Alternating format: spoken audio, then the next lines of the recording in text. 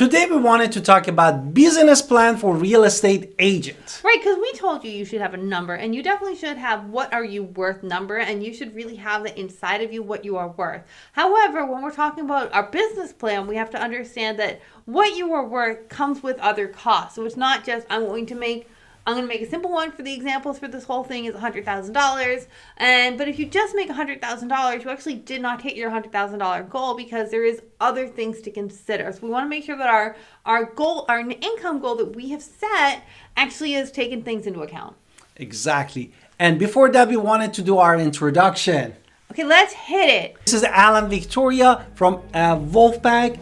And here we love you to connect with you through our website, agentwolfsparole.com. And also, what else that we can offer? We would love for you to join us at eXp Realty. Exactly. We are part of the Agent Wolves. You got our entire upline, and of course you get us and everything that we offer to our people as well. So it's really such an amazing opportunity. We have been super happy we joined eXp since the beginning, and we are still happy and we are here. Well, so when we're talking about the very first thing, which is actually make sure you have coaching and support to wherever you choose to have your brokerage, make sure that you're picking something that is going to work for you. The worst thing you can see is people join and then they peace out. That's not as necessarily good. You want to make sure that you're getting mentorship, even though it's not called a mentorship. The sponsorship goes beyond that. A good sponsor is going to be with you for life. They want you to grow your business because they make more money by you growing your business. So it's all great.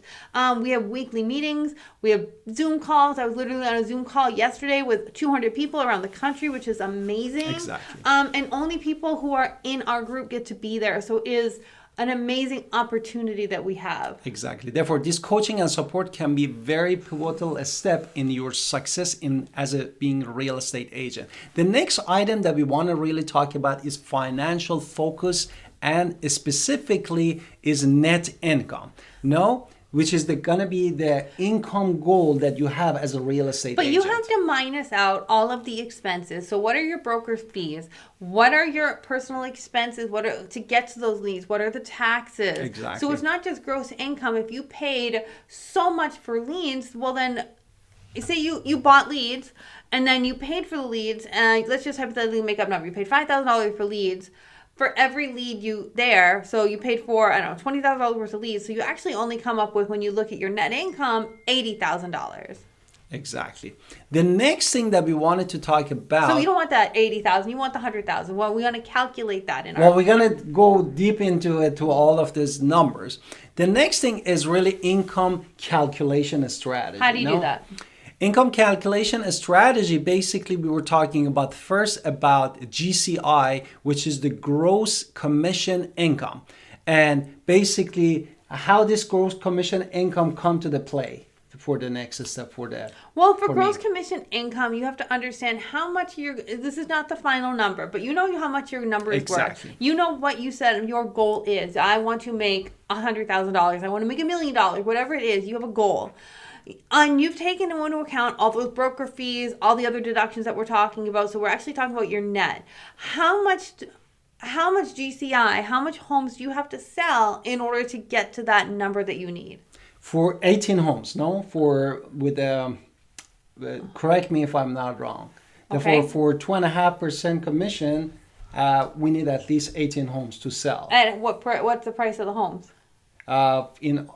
To $300,000. Okay, so for $300,000, it would be 18 if you wanted to get to the $100,000. He's just giving you rough Well, examples. it depends on also your market. If you're in California market, it's a different ball game. Absolutely. So now let's talk about managing expenses and taxes. Now they do say, and we're going to give you our own little list as well, you should keep your expenses at 20%. So you should make sure that if you are spending if you want to bring home $100,000, you want to make sure that you've kept your net income. You keep at least 20% in mind when you're talking about how much your expenses should be in your real estate business. Also, keep in mind, you have to have a savings account. They would recommend 20 to 30% for your tax account to make sure that your taxes are safe. So when the tax man rolls around, IRS rolls around, you are not freaked out that you now owe the government all of this money. We have to make sure that we are doing smart financial planning. Exactly. But what I'm hearing now, if for example I sell 18 homes at $300,000 in my market, with a 2.5% commission, I make 100,000. And now I should say 20% I put aside for my lead generation, buying lead from Realtor.com, Zillow, whatever you do, or Facebook ads that we're going to get into it. 20 to 30% I'm going to put it for tax for the government. Therefore, we are talking about almost 50%. Therefore, my income is right now is $50,000. So we need to talk about that so you understand what that is. So also that brings us into the next one, which is the profit margin. Exactly. So you want to make sure a profit margin in any business is going to be between 50 and 60% of the business is coming home in profits. Is a good business to be in. In this scenario, we were very safely in the 55% range, 60% range. So you are looking at a well-run business. Exactly. Now let's talk about transaction goals. Transaction goal and also the conversion rate. What is the? You already told me about I would need 18, but the truth is you need more than 18. Exactly. Therefore, if I wanted to really and you also have to take into account before you get into that number as well, not every lead is going to actually pan out. So it's not like I get this many leads at this. Okay. Even not every listing is going to pan out. People want more money for their home than it's worth, and you know it, but we put it out there anyway, and then it doesn't close. So you have to kind of keep track of how much your actual closing rate is. So you have to understand that what is your conversion rate for listing to sell homes?